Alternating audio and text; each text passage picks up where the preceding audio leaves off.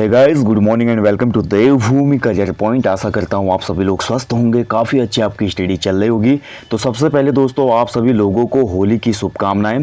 देखिए दोस्तों, होली के अवसर पर हमारे एप्लीकेशन स्टोर पर आपको सभी कोर्सेज पे 30% की छूट मिल जाती है। आपको बस एक कूपन कोड अप्लाई करना है, होली 2022 करके, ठीक है। तो आपको जितने भी कोर्स हैं, टेस्ट सीरीज से लेकर उत्तराखंड जी के हिंदी जो भी कोर्स है, वहाँ पर आपको पूरे 30% की छूट मिलेगी। और ये ऑफर केवल और केवल वैलिड रहेगा 19 मार्च तक। अगर आप किसी भी कोर्स में इंटरेस्टेड हैं तो आप लोग जरूर इनरोल कीजिएगा, बहुत अच्छा मौका है आप लोगों के पास, ठीक है।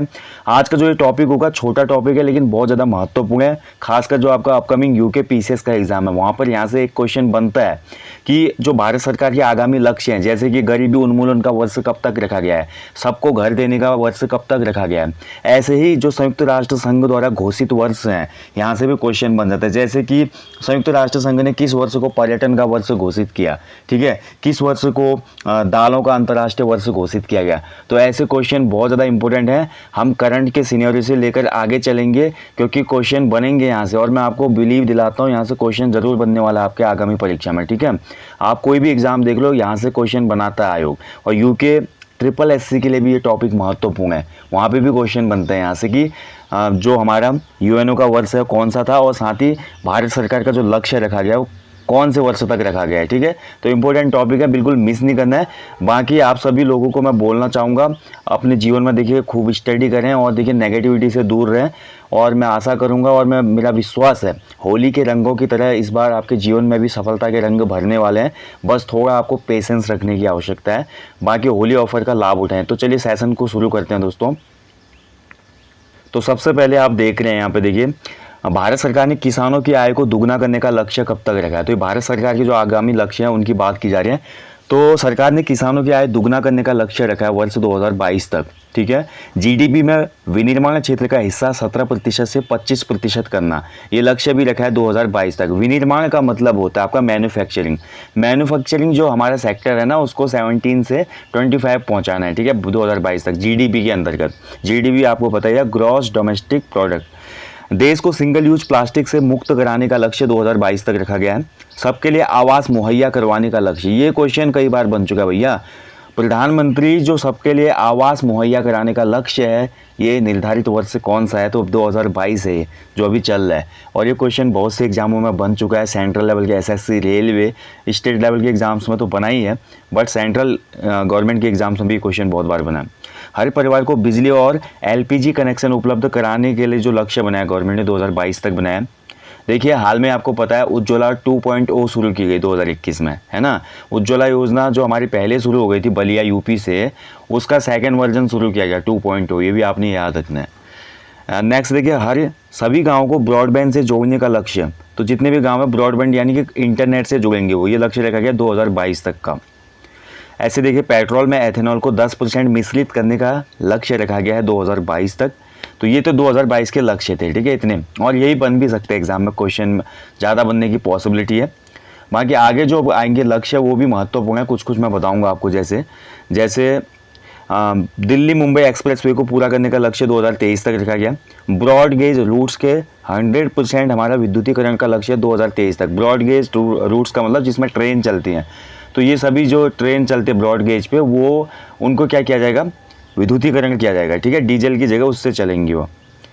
उर्वरक क्षेत्र में आत्मनिर्भर बनाने का लक्ष्य, ये इंपॉर्टेंट हो जाता है। देखिए भारत ने किस वर्ष तक अपने को उर्वरक क्षेत्र में आत्मनिर्भर बनाने का लक्ष्य रखा है, तो 2023 तक। हर घर में नल से जल, स्वच्छ जल आपूर्ति का लक्ष्य 2024 तक, ये भी इंपॉर्टेंट है भाई। हर घर में नल से जल और स्वच्छ जल आपूर्ति का लक्ष्य रखा है भारत ने 2024 तक। डिजिटल रेडियो लॉन्च करने का लक्ष्य है 2024 तक। 100 नए एयरपोर्ट विकसित करने का लक्ष्य रखा गया है 2025 तक। विश्व की तीसरी सबसे बड़ी अर्थव्यवस्था बनाने का लक्ष्य, ये महत्वपूर्ण जाता है। भारत ने स्वयं को विश्व की तीसरी सबसे बड़ी अर्थव्यवस्था बनाने का लक्ष्य किस वर्ष तक रखा है, तो ये 2025 तक रखा है। अब आप मेरे को कमेंट करके बताएंगे कि वर्तमान समय में भारत की अर्थव्यवस्था विश्व की कौन से नंबर की अर्थव्यवस्था है। मवेशियों में फुट और माउथ रोग खत्म करने का लक्ष्य 2025 तक रखा गया। देखिए भारत को $5 ट्रिलियन की अर्थव्यवस्था बनाने का लक्ष्य, अब इसी से हम कनेक्ट कर सकते हैं। तीसरी सबसे बड़ी अर्थव्यवस्था बनाने का लक्ष्य, और भारत को $5 ट्रिलियन की अर्थव्यवस्था बनाने का लक्ष्य है 2025 तक। भारत को टीबी मुक्त बनाने का लक्ष्य, ये इंपॉर्टेंट हो जाता है। देखिए भारत सरकार ने भारत को टीबी मुक्त बनाने का जो देश बनाने का लक्ष्य रखा है 2025 तक का है, यानी कि भारत में किसी को 2025 तक टीबी का पूरा उन्मूलन कर दिया जाए। दूध प्रसंस्करण क्षमता को दुगना करना है। आपको पता है भारत दुनिया का सबसे बड़ा दुग्ध उत्पादक देश है, लेकिन इस दुग्ध उत्पादन क्षमता को डबल करने का जो लक्ष्य रखा गया 2025 तक रखा गया। राष्ट्रीय रेल योजना को पूरा करने का लक्ष्य है 2030 तक। भारत में पूर्ण रूप से मलेरिया का उन्मूलन जो लक्ष्य है 2030, ये इंपॉर्टेंट हो जाता है। भारत ने किस वर्ष तक स्वयं को मलेरिया उन्मूलन का लक्ष्य रखा है तो 2030 तक। 100% इलेक्ट्रिक वाहन कारों का लक्ष्य है 2030 तक, ये भी इंपॉर्टेंट है भैया। मतलब भारत देश चाहता है कि 2030 तक पूरी सड़कों पर ईवी हो जाए। HIV एड्स को खत्म करने का लक्ष्य है 2023 तक। पेट्रोल में एथेनॉल को 2% मिश्रित करने का लक्ष्य रखा गया 2030 तक। कुल वाहनों में 30% इलेक्ट्रिक वाहन करने का लक्ष्य रखा गया है 2030 तक। और 450 गीगावाट अक्षय ऊर्जा प्राप्त करने का लक्ष्य है 2030 तक। ऊर्जा स्वतंत्र देश बनने का लक्ष्य, ये महत्वपूर्ण है, 2047 तक रखा है भारत ने, ठीक है। तो ऊर्जा स्वतंत्र देश बन जाएगा 2047 तक भारत, ये लक्ष्य रखा गया गवर्नमेंट से। खासकर आप यार ये दोनों तो याद रखना, कौन सा, एक तो ये टीबी मुक्त बनाने का लक्ष्य है 2025 तक भारत को, और दूसरा भारत को मलेरिया उन्मूलन का लक्ष्य 2030 तक है, ठीक है। बाकी 2022 की जितने भी लक्ष्य हैं उनको तो याद रखना ही, क्वेश्चन यहीं से बनता है, ठीक है। तो ये तो थे भारत सरकार द्वारा जो निर्धारित लक्ष्य थे। अब हम बात करेंगे जो अगला सेशन होगा, अगला टॉपिक देखेंगे, इसमें हम संयुक्त राष्ट्र द्वारा घोषित वर्ष भी आ जाता है, कभी कभी पूछ लेता है ना यूएनओ ने कौन सा वर्ष किसके लिए घोषित किया है। तो 2019 का जो वर्ष है संयुक्त राष्ट्र ने इसको देशीय भाषाओं का अंतर्राष्ट्रीय वर्ष घोषित किया है। इससे पूर्व मैं बात करता हूँ, देखिए 2019 में मॉडरेशन का अंतर्राष्ट्रीय वर्ष भी रखा गया था। वहीं 2017 की मैं बात करता हूँ, देखिए 2017 को संयुक्त राष्ट्र संघ ने विकास के लिए सतत पर्यटन का वर्ष घोषित किया था। तो विकास के लिए सतत का मतलब होता है सस्टेनेबल टूरिज्म, तो ये 2017 में घोषित किया गया था। और 2016 की बात करते हैं तो 2016 में दलहन का अंतर्राष्ट्रीय वर्ष यूएनओ ने घोषित किया था, ठीक है। और 2019 में देशीय भाषा, जो स्वदेशी भाषाएं हैं, उनका इंटरनेशनल वर्ष घोषित किया गया। 2020 की बात करें तो पौधों के स्वास्थ्य हेतु अंतर्राष्ट्रीय वर्ष और साथ ही नर्स और दाई का अंतर्राष्ट्रीय वर्ष, ये 2 अंतर्राष्ट्रीय वर्ष घोषित किए गए हैं 2020 में। 2021 महत्वपूर्ण है भैया, शांति और विकास हेतु अंतर्राष्ट्रीय वर्ष। यूएनओ ने 2021 का जो वर्ष था उसे शांति और विकास हेतु अंतर्राष्ट्रीय वर्ष घोषित किया। 2022 का जो वर्ष है इसे कुटीर मत्स्यिकी एवं मत्स्य पालन हेतु अंतर्राष्ट्रीय वर्ष घोषित किया गया है। जबकि 2023 की मैं बात करता हूँ, महत्वपूर्ण है, मोटे अनाजों खासकर बाजरे का अंतर्राष्ट्रीय वर्ष घोषित किया गया 2023 को। वहीं 2024 को उष्टगणों का अंतर्राष्ट्रीय वर्ष घोषित किया गया है, ठीक है। उष्टगण मतलब कैमल्स की बात हो रही है यहाँ पे, तो इनका अंतर्राष्ट्रीय वर्ष घोषित किया गया 2024 को। तो इतना ही अभी याद करने की ज़रूरत है आने वाले एग्जाम्स के लिए। कुछ 2-3 साल पहले का, 2-3 साल बाद का 20 है, ठीक है, तो वो क्लियर हो गया आपका। 19, 20, 21, 22, 23, 24 यहाँ पे दिया हुआ है। 17 का मैं आपको बता दूंगा विकास के लिए सतत पर्यटन का वर्ष, और जबकि 2016 आपका दलहन का अंतर्राष्ट्रीय वर्ष था, दालों का अंतर्राष्ट्रीय वर्ष, ओके। अब इसके बाद देख लेते हैं भैया अंतर्राष्ट्रीय दशक। तो देखिए यहाँ पे इंटरनेशनल जो डिकेड होते हैं वो भी आपको पता होने चाहिए। 2022 से लेकर 2032 तक स्वदेशी भाषाओं का अंतर्राष्ट्रीय दशक घोषित किया है यूएनओ ने, ध्यान रखेंगे 2022 से 2032 तक स्वदेशी भाषाएं, ठीक है। इसके अलावा 2021 से 2030 तक अगर हम देखते हैं तो संयुक्त राष्ट्र की पारिस्थितिकी बहाली दिवस, तो पारिस्थितिकी मतलब जो हमारा इकोसिस्टम है उसकी बहाली का मतलब उसको सही करने के लिए ये पूरा डिकेड मनाया जाएगा 2021 से 30 तक। 2019 से 28 तक का जो था शांति का दशक या नेल्सन मंडेला दशक बोला गया इसको, वेरी इंपॉर्टेंट। देखिए संयुक्त राष्ट्र संघ ने शांति का दशक या नेल्सन मंडेला दशक घोषित किया, कौन से वर्ष से कब तक, तो 2019 से 28 तक, वेरी इंपॉर्टेंट। ऐसे 2018 से 2027 का जो घोषित किया गया दशक, ये गरीबी उन्मूलन हेतु अंतर्राष्ट्रीय दशक घोषित किया गया, ये भी बहुत महत्वपूर्ण है, अच्छे से याद रखना, ठीक है। तो ये हो गए भैया हमारे यूएनओ के द्वारा जो हमारे घोषित वर्ष थे और साथ ही हमारे दशक थे वो हमने देख लिए। भारत सरकार की जो हमारी लक्ष्य थे वो भी हमने देख लिए। इसके साथ साथ एक छोटा सा यहाँ पे और देख लेंगे। देखिए भारत में बहुत से हमारे सप्ताह या पखवाड़े मनाए जाते हैं, ठीक है। तो वो सप्ताह कौन कौन से, उनसे किस तिथियों को मनाया जाता है, क्वेश्चन बनता है। जैसे कि ज़्यादातर आपने क्वेश्चन देखा होगा ना, हमेशा एक क्वेश्चन मैं हमेशा देखता हूँ कि राष्ट्रीय जो हमारा वन्यजीव सप्ताह कब मनाया जाता है, ठीक है। जैसे देखिए वन्यजीव सप्ताह हमेशा अक्टूबर में मनाया जाता है, 2 से 8 अक्टूबर। तो ये क्वेश्चन ऐसे बन जाते हैं, तो आप लोगों को ये याद रखना है। तो सबसे पहले देखिए वित्तीय साक्षरता सप्ताह आरबीआई ने मनाया, आरबीआई के द्वारा वित्तीय साक्षरता सप्ताह मनाया गया 14 से 18 फरवरी 2022 को। वर्ल्ड इंटरफेस हार्मनी सप्ताह मनाया गया, तो इस 1 से 7 फरवरी 2022 को मनाया गया। सुशासन सप्ताह यानी कि सुशासन ठीक है, ये मनाया गया 20 से 25 दिसंबर 2021 को। वेरी इंपॉर्टेंट है। नेक्स्ट देखिए, विश्व एंट्री माइक्रोबियल जागरूकता सप्ताह, तो ये मनाया गया था 18 से 24 नवंबर को। राष्ट्रीय नवजात शिशु सप्ताह, ये महत्वपूर्ण है भैया, राष्ट्रीय नवजात शिशु सप्ताह 15 से 21 नवंबर 2021 में मनाया गया है। विज्ञान और शांति का अंतर्राष्ट्रीय सप्ताह, तो यहाँ पे इंटरनेशनल वीकेंड की बात हो रही है, तो विज्ञान और शांति का अंतर्राष्ट्रीय जो वीक मनाया गया वो मनाया गया 9 से 14 नवंबर 2021 को। सतर्कता जागरूकता सप्ताह मनाया गया आपका 26 अक्टूबर से 1 नवंबर के बीच। विश्व निवेशक सप्ताह, अंतर्राष्ट्रीय अंतरिक्ष सप्ताह, देखिए विश्व निवेशक इन्वेस्टमेंट वीक एंड जो हमारा अंतरिक्ष सप्ताह था वो 4 से 10 अक्टूबर को मनाया गया 2021। महत्वपूर्ण है ये भी।